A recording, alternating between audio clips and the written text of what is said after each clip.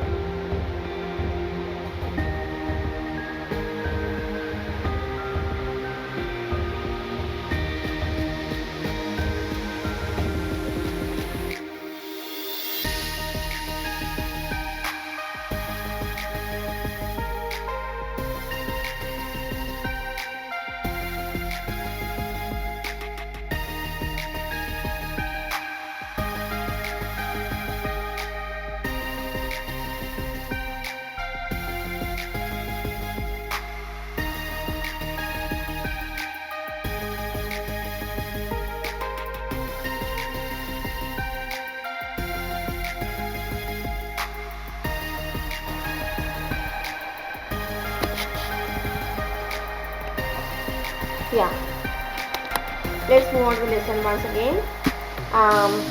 The first part of speech is nouns. Nouns are 5 types. First one, common nouns. What are common nouns? Boy, king, pen, country, road, chair, desk, classroom, school. They are common nouns. Second one, proper nouns. What are proper nouns? Proper nouns are the nouns that describe the name of a person, names of persons or names of countries, names of cities. So they are names like Kamal, England, Colombo, Atlas. They are proper nouns. Right, now these names are not important for you. Like common noun, proper noun. ඔයාලා නම වැදගත් නෑ. මම මේ නම පාවිච්චි කරලා තියෙන ඔයාලට පොඩ්ඩක් මතක තියාගන්න ලේසි වෙයි කියලා හිතාගෙන. So third type is material nouns. Materials. Sugar, milk, water, gold, wood, silk, cotton, air. They are material nouns. Fourth one, collective nouns. Now you have learned collective nouns in the first unit of your pupils text. We can samuha namakada, right? Example, a team of players. So team is a collective noun. A fleet of ships, a flock of birds, or a flock of sheep, a herd of elephants, or a herd of buffaloes, a choir of singers, an army of soldiers. So they are collective nouns. The baby of girls, right? Number 5, abstract nouns.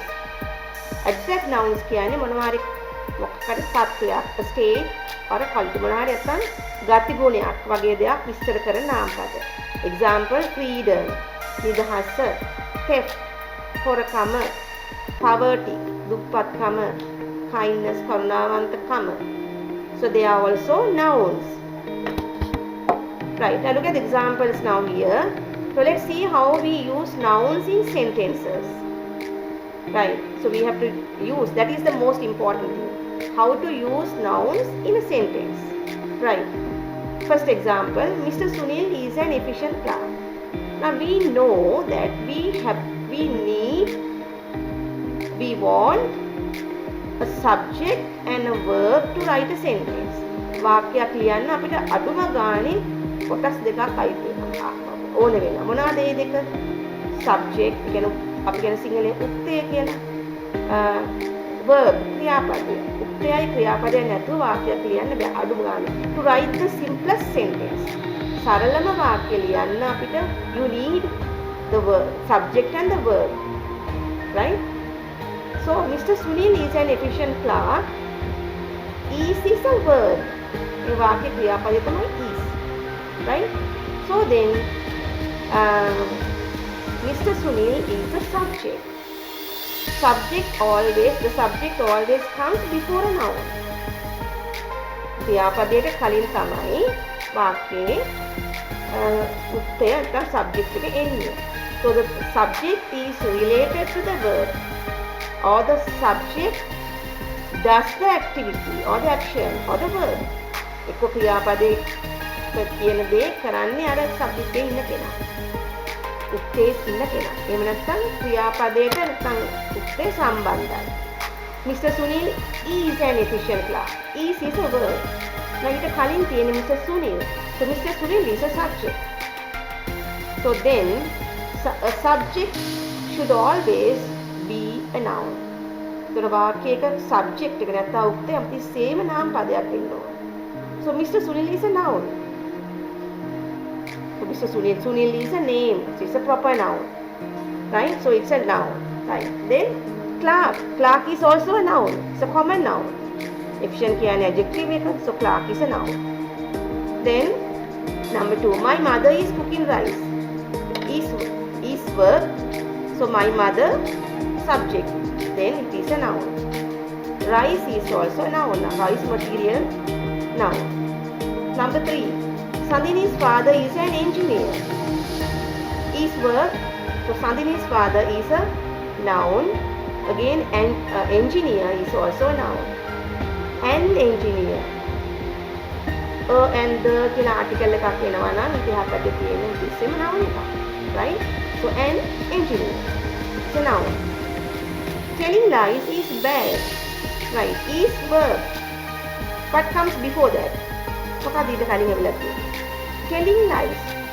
දැන් ඔයගොල්ලෝ මේ වාක්‍ය දැක්කොත් එක පාට හිතයි කියන්නේ verb එකක්. It's a verb. No, it's wrong. It's not a verb, it's a noun. ing ආවට ක්‍රියාපදයකට ඒක හැමතිස්සෙම verb එකක් වෙන්නේ නෑ. මෙතන subject verb is තමයි ක්‍රියාපදේ. ඊට කලින් ඇවිල්ලා ඔක්කොම මුළු කොටසම noun. The subject. So telling lies is a noun.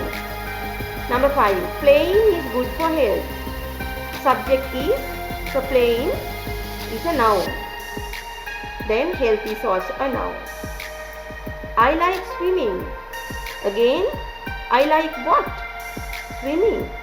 Swim කියන ක්‍රියාපදයක් වුණාට මෙතන swimming කියන එක it's not a verb, it's a noun. Number 7, she is fond of reading. Right. So here you get of in this sentence. Of. You know of is a preposition. So වාක්‍යයක preposition එකක් එනවා නම් preposition එකට පස්සේ එන ඊට එහා පැත්තේ එන වචනය අපි ඉස්සෙම නාම පදයක්. So of is a preposition. Then read is not a verb, it's a noun. Reading. read කියලා දාන්න බෑ. read උනත් verb එකක් වෙනවනේ. ඒකට අපි noun එකක් කරලා දාන්න තමයි ing එකතු කරන්නේ. So she is fond of reading. So reading is a noun. Number 8. He did everything for saving her life. He did what? He is a subject.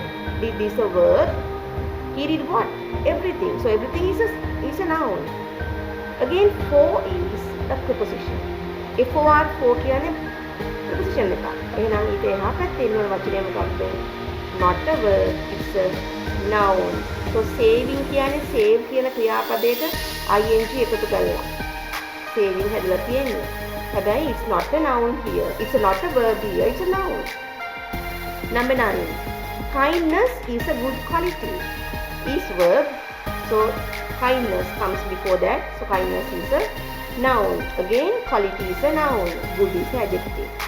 Number 10. We gained independence in 1948. We subject is a proper noun. It's a pronoun. Gained verb, past tense verb. We gained what? Independence. So independence is a noun. Right. So then when you take I like swimming, I is a subject. She is fond of reading, she is a subject. He did everything. He is a subject. But here they are pronouns. Pronouns කියන්නේ nouns නෙමෙයි ඒක වෙනම එන දෙයක්. But you can use a noun or a pronoun for the subject. Okay, let's move on to the verbs now. What are verbs? Verbs are action words. They describe some actions. Example: sleep, come, write, go, run, walk, take, eat. They are verbs. Verbs have tenses.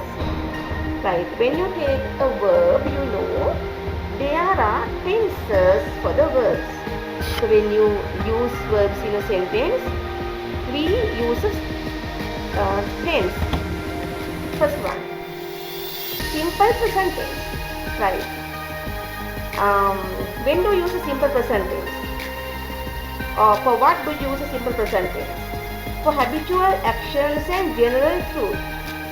Simple present tense එක පාවිච්චි කරන්නේ මොනවටද? Habitual actions.